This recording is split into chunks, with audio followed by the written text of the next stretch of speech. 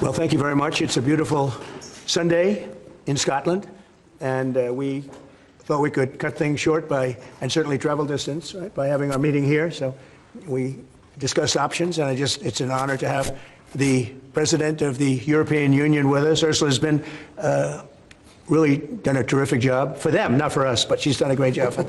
And she's highly respected by us also. And we look forward to talking to see if we can do something. We've had a very good relationship over the years, but it's been a very one-sided transaction, very unfair to the United States. And I think both sides want to see fairness, but it's been a very, very one-sided deal, and it shouldn't be. And so we're here with her very brilliant staff, and hopefully we'll resolve a few issues. But it's a great honor. You know, we just built this ballroom, and we're building a great ballroom at the White House. The White House has wanted a ballroom for 150 years, but they never had a real estate person. You know, no president knew how to build a ballroom. But this just opened, you know, a relatively short time ago, and it's been quite the success. And I think, I was just saying I could take this one, drop it right down there, and it would be beautiful. This is exactly what they've wanted. But it's an honor to have you at the new ballroom at Turnberry. And thank you very much. Thank you. Thank you very much, Mr. President. Thank you very much for inviting me here. Indeed, it is today about trade between the European Union and the United States. We're together the two largest economies worldwide. Right. If you look at the trade volume, it's the biggest trade volume globally, with $1.7 trillion among us. And if you look at our markets, it's a huge market, 800 million people if you take the United States and the European Union. So I'm very much looking forward to the discussions we will have now. Our staff have done some of the heavy lifting, but now it's on us. Yeah. And you're known as a tough negotiator and deal maker. What is in front? And fair. And what is in front of us? That's less important. If we are successful, I think it would be the biggest deal each of us has ever struck. So I'm very much looking forward. Ever struck by anybody? That's true. Yeah. That's true. Right now we have that honor goes to Japan. We just struck a deal with Japan, as you know. And we're very close to a deal with China. We really sort of made a deal with China, but we'll see how that goes. And we have numerous other deals. And mostly I'm just going to charge tariffs. And, you know, it's not a deal per se, but people are going to pay tariffs. And we're doing them at the low end, not the high end, because we don't want to hurt anybody. And pretty well, but you and I both figured this is really the biggest trading partnership in the world, so we should give it a shot, right? Yeah. Very much looking forward to that. Oh, thank you very much. I do too.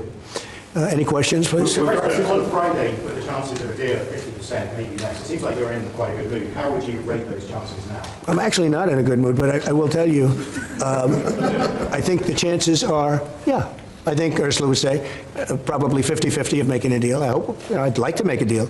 I think it's good for both, but yeah, I'd say 50-50. And what would you say the main sticking points are at this moment? We have 3 or 4 sticking points. I'd rather not get in. We'll be discussing them, but I think the main sticking point is fairness. Okay, please. Why you're in a bad mood? Was it a bad morning of golf, or why are you not in a good mood? No, the golf was beautiful. Golf can never be bad, even if you play badly. It's still good. If you had a bad day on the golf course, it's okay. It's better than other days. But no, I think I look forward to this meeting. You know, we've had a hard time with trade with Europe, very hard time, and I'd like to see it resolved. But if it isn't, we'll, you know, have tariffs, and they'll do what they have to do. But we have a good chance of getting it resolved. We'll probably know in about an hour. Shouldn't take that long. It's, you know, it's complicated, but not really complicated when you get right down to it, right? No, the August 1st is there for everyone. The deals all start on August 1st. Most of the deals, other than steel and aluminum, which we've been getting 50% tariffs from, I guess, just about everybody, and those have come in. And we've taken in, you know, hundreds of billions of dollars just on steel and aluminum. You've seen the numbers. We had a tremendous amount of money come in over the last month, and it's coming in, you know, very rapidly, which is fair. We have a lot of steel mills and plants, aluminum mills and plants being built. We have a lot of AI being built, and we have a lot of auto plants being built or going to be built because they don't want to pay tariffs. So, you know, if they don't want to pay tariffs, the best way to do it is just build your plant in the United States. Yes, please. Sir, what do you expect from the Europeans in terms of opening their markets to American products? Well, they have to open up to American products. You know, we're open to European products, and we have been for forever. I don't think we have, we just about don't have any, I don't think we have any product we say you can't sell. I guess you could get a little bit cute with chips, but that's, you know, a little bit different category too. No, you know, Europe is very closed. We don't sell cars into Europe. We don't sell essentially agriculture of any great degree. They want to have their farmers do it. and they want to have their car companies do it. I'm not saying anything that nobody knows. We have a rough situation. If we want to sell cars in Europe, we're not allowed to. And as you know, they sell millions and millions of cars, Mercedes, BMW, so many different, Volkswagen, so many different cars, and so many millions of cars. I would imagine number one, I didn't look at that, but I would imagine number one by far, more so than even Japan. Japan sells a lot of cars too. But the Japan deal worked out very favorable, very good. I hope for them too. And that's what we want to do, make everybody happy. Yes, please. Mr. President, should Israel be doing more to allow food into Gaza? Say it. Should Israel be doing more to allow food into Gaza? What did you say? Should Israel be doing more to allow food into Gaza? Well, we gave $60 million 2 weeks ago, and nobody even acknowledged it for food. And it's terrible. You really at least want to have somebody say thank you. No other country gave anything. We gave $60 million 2 weeks ago for food, for Gaza. And nobody acknowledged it. Nobody talks about it. And it makes you feel a little bad when you do that, and you have other countries not giving anything. None of the European countries, by the way, gave. Nobody gave but us. And nobody said, gee, thank you very much. And it would be nice to have at least a thank you. And I took a lot of heat. When I do that, a lot of people aren't happy about that because they say, well, why are we doing it and nobody else? But I think we had a humanitarian reason for doing it. What's going to happen? I don't know. I can tell you that Hamas, as I said, would happen at the end. We've gotten back a lot of hostages, a tremendous number of hostages, most of them. Now we have dead hostages, and the mothers want them back, and we have 20 people approximately, but that are living. But we have a lot of bodies, and the parents want those bodies as much as they would want their child if that child were alive. I met with parents that it was so sad. Sir, please get my son back.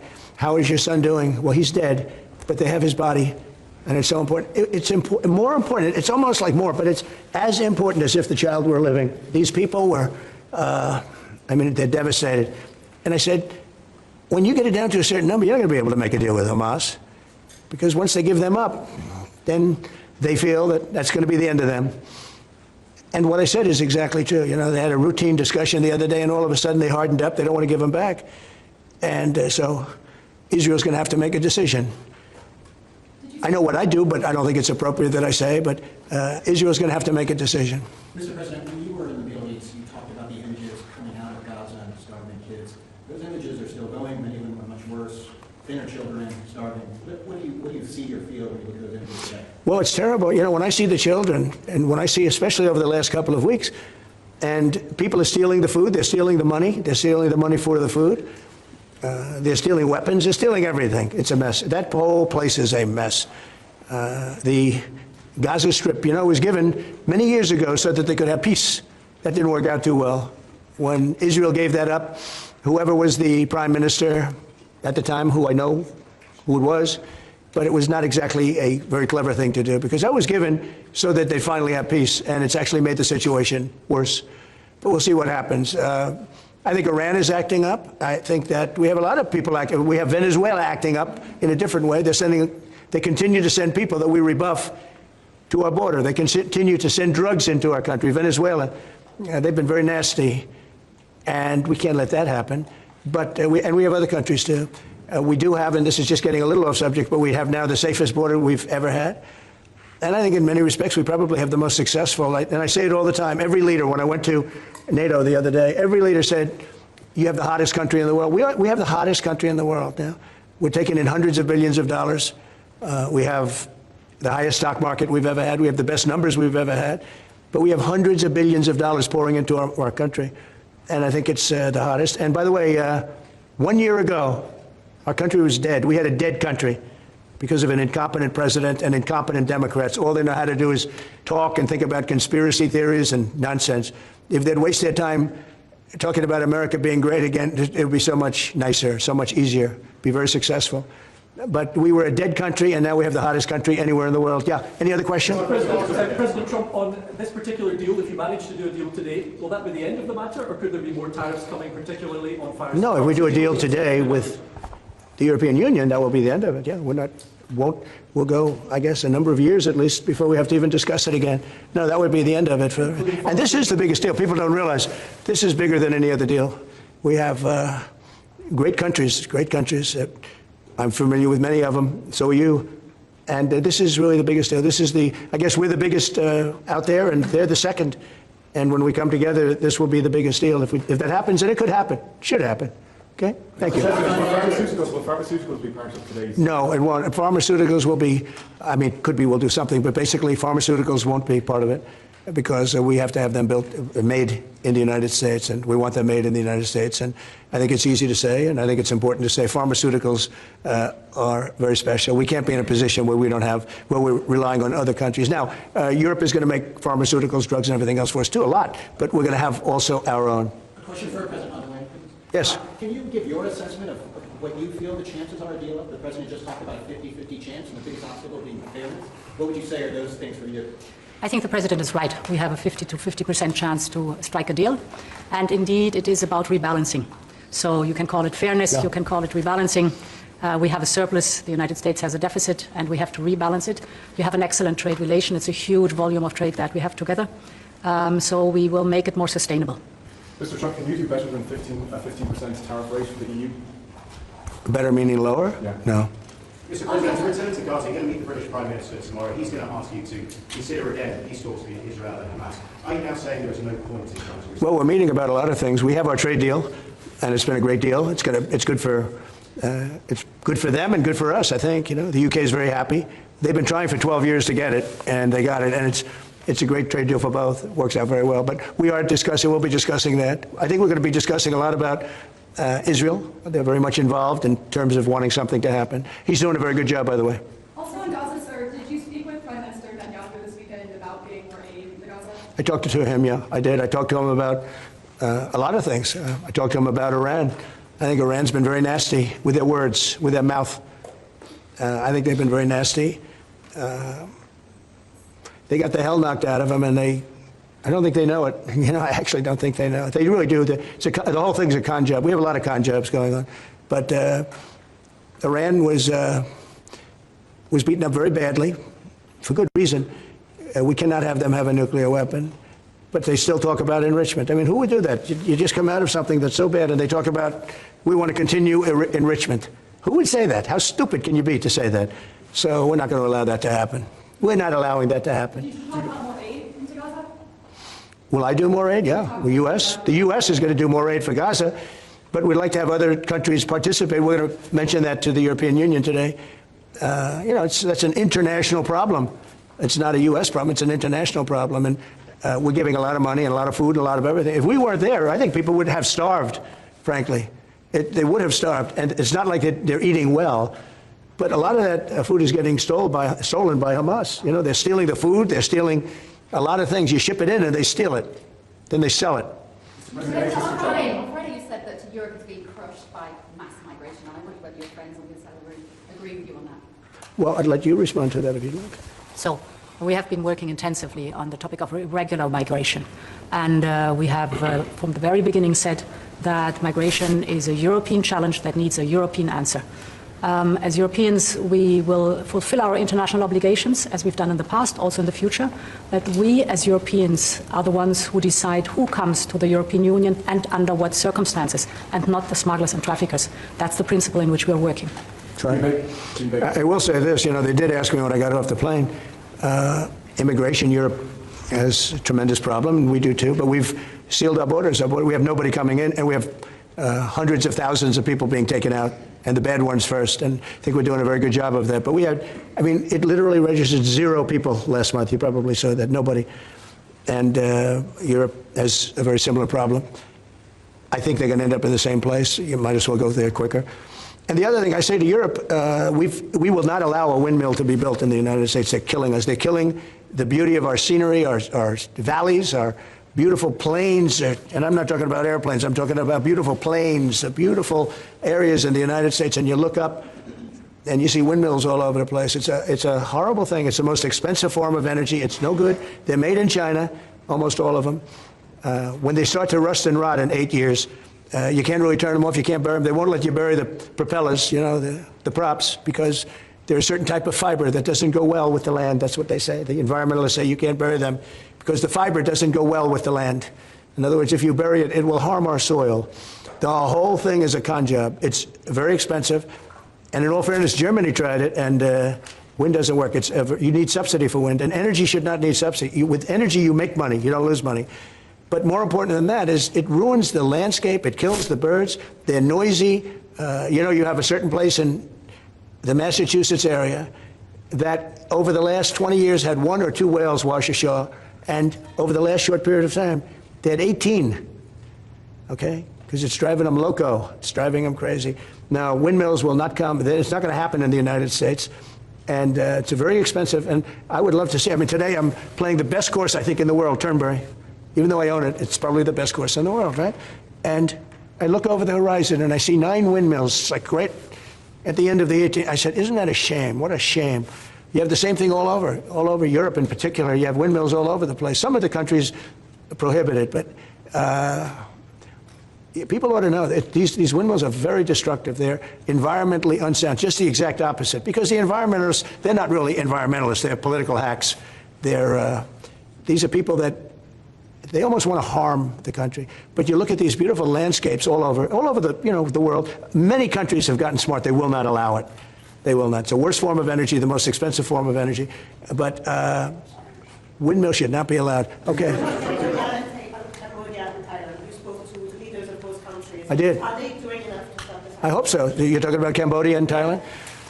So I had an interesting time. We're dealing with Thailand, and we do a lot of trade with Thailand and with Cambodia.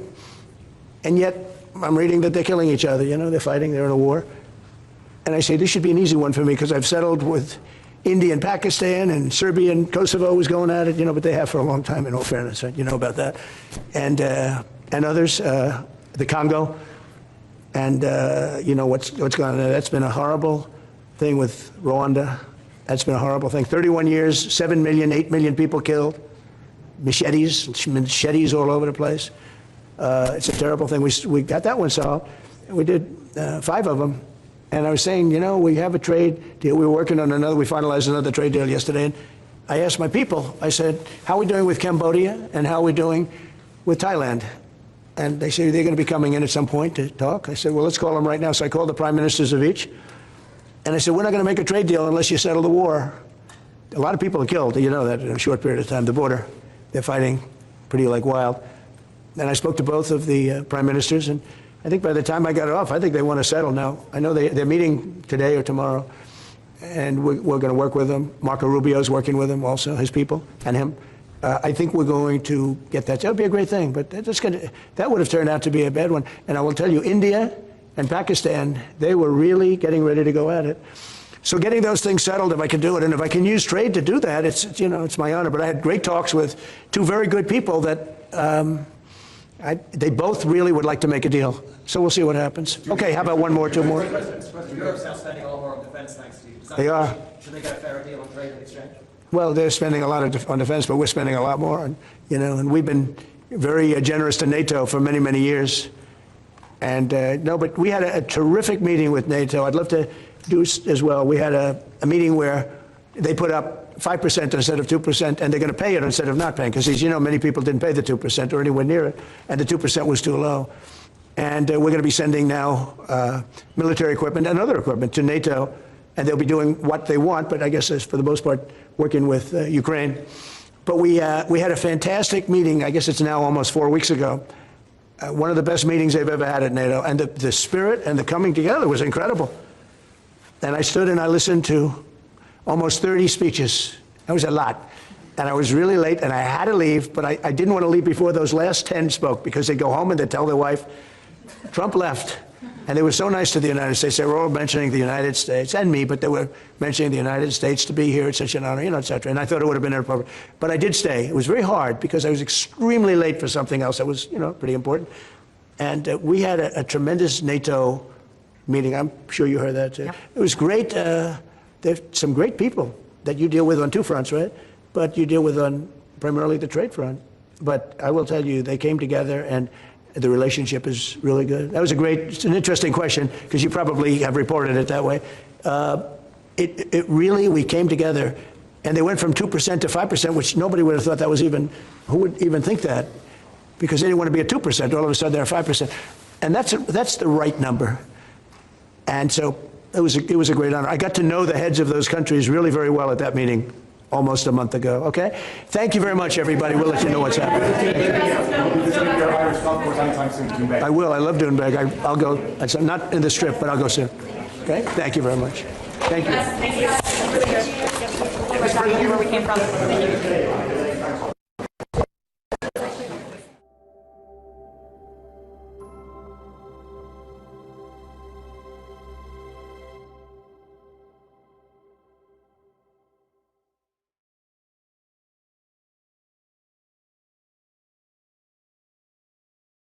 ¡Mentirosos! ¡Me engañan todo! ¡Mentirosos! ¡Porque solo me engañan!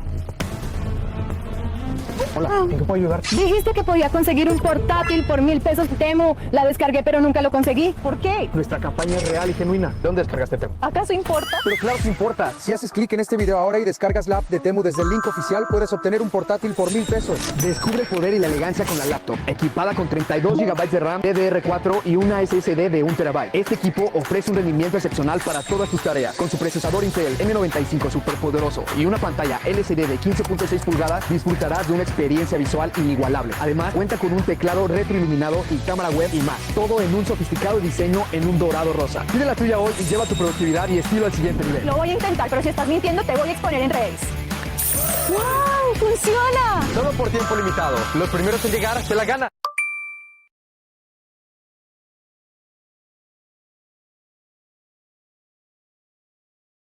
Lidera la innovación con la maestría oficial universitaria en mecánica de fluidos computacional. Matrícula abierta, plazas limitadas, docentes de prestigio mundial. Flexibilidad horaria 100% online 20 meses. Reconocimiento oficial, vente a Tech y aprovecha la mayor facultad de ingeniería del mundo.